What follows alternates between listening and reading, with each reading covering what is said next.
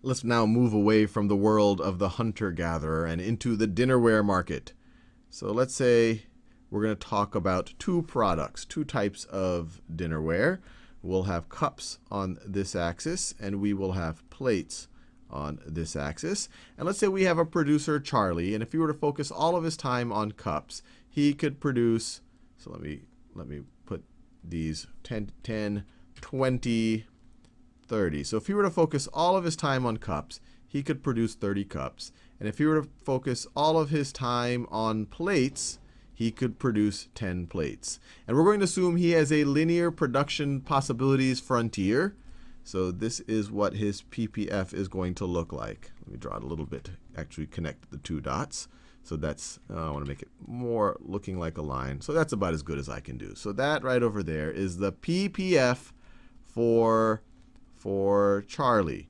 Now let's think about his opportunity cost. And because this is a linear PPF, his opportunity cost does not change. The slope of this line is not changing. It's not that bow-shaped curve that we saw for the hunter-gatherer. So it's going to be a fixed opportunity cost for one product relative to the other at any point along this production possibilities frontier. So let's say we're sitting over here. This will just make things simple to just think about the endpoints. And he's producing 30 cups. What is his opportunity cost of producing 10 plates? Well, to produce 10 plates, he's going to have to give up those 30 cups.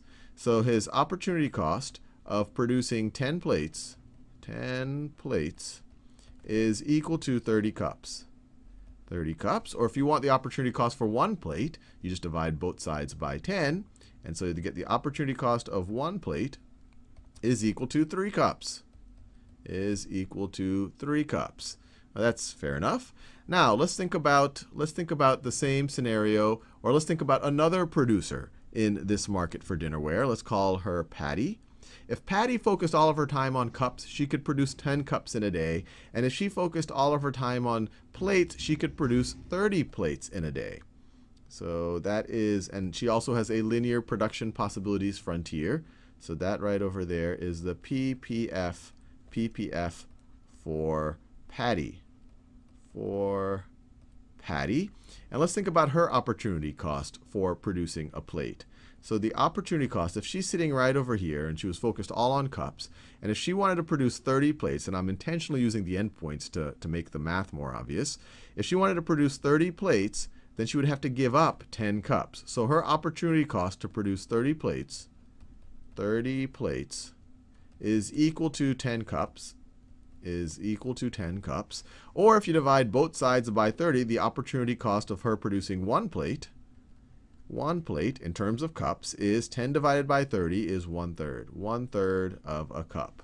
Now this is interesting. We can now compare their relative opportunity costs. The opportunity cost for Charlie to produce a plate is 3 cups. The opportunity cost for Patty to produce a plate is 1/3 of a cup. So for Patty, especially when you measure it in terms of cups, it is cheaper for her to produce a plate. She has a lower opportunity cost than Charlie does in producing plates. And so relative to Charlie, we say, because her opportunity cost is lower in producing plates, 1/3 relative to 3, we say that Patty has the comparative advantage. Comparative advantage in plates. Relative to Charlie. And we're going to, and it's not just because she can produce, and we'll see situations maybe in the next video where we actually show this. It doesn't even have to be the case that she can even produce more plates in a given day. This is not why she has a comparative advantage. This is called an absolute advantage, and we'll talk about that more. She has a comparative advantage because her opportunity cost is lower. Her opportunity cost for producing a plate is lower than it is for Charlie. Now let's think about what the other way around. Who has the comparative advantage in cups? Well, if we divide both sides of this right over here by 3, we see that let's swap both sides. So the opportunity cost for Charlie of producing 3 cups is equal to 1 plate. 1 plate, or if you divide both sides by 3, opportunity cost of 1 cup is 1/3. Is 1/3 of a plate. If we go to the situation for Patty, so let's go to Patty, let's swap these two around. The opportunity cost for 10 cups is 30 plates. 30 plates. If you divide both sides by 10, the opportunity cost of 1 cup is equal to 3 plates. Is equal to 3 plates. And obviously, and we've talked about this before, the opportunity cost of one incremental unit, that's the same thing as the marginal cost of a cup. The marginal cost of a cup. But anyway, who has the lower opportunity cost for producing cups?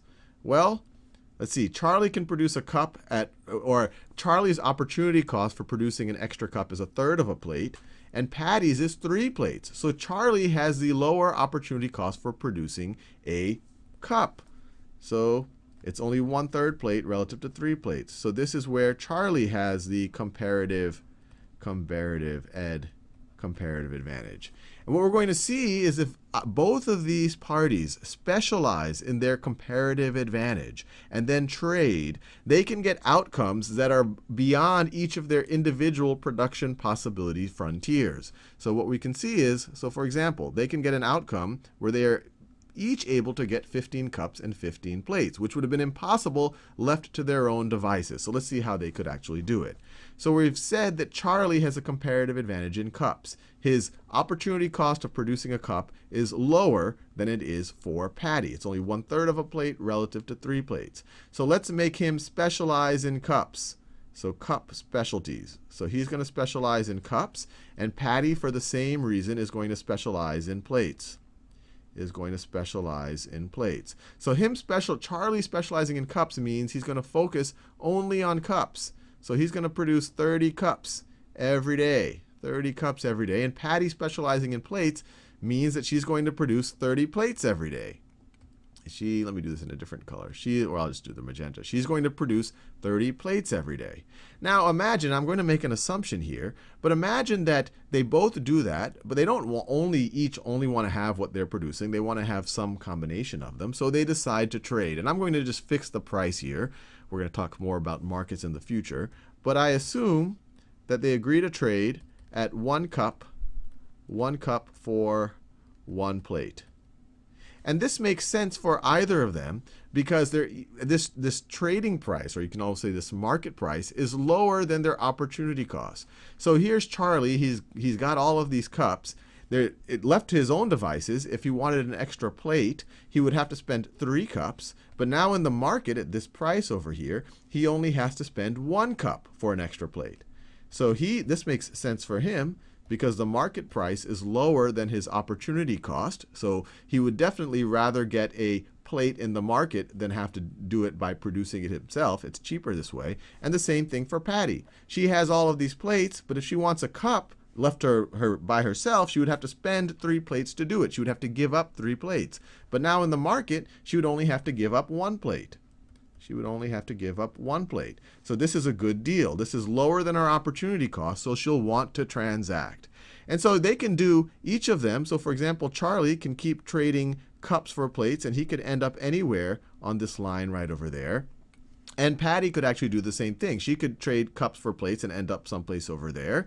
But obviously where they end up is dependent on how much the other one is willing to trade. But let's say they both want to get to that 15-15 scenario. So they can both trade 15 cups to the other person. So Charlie could trade 15 cups for 15 plates. And obviously Patty would be trading 15 plates for 15 cups. And they would both be able to get right over there, which is a situation that was unattainable left to their own production possibilities. So hopefully you found that interesting, that by specializing, they could get these gains of trade, and they specialized in their comparative advantage.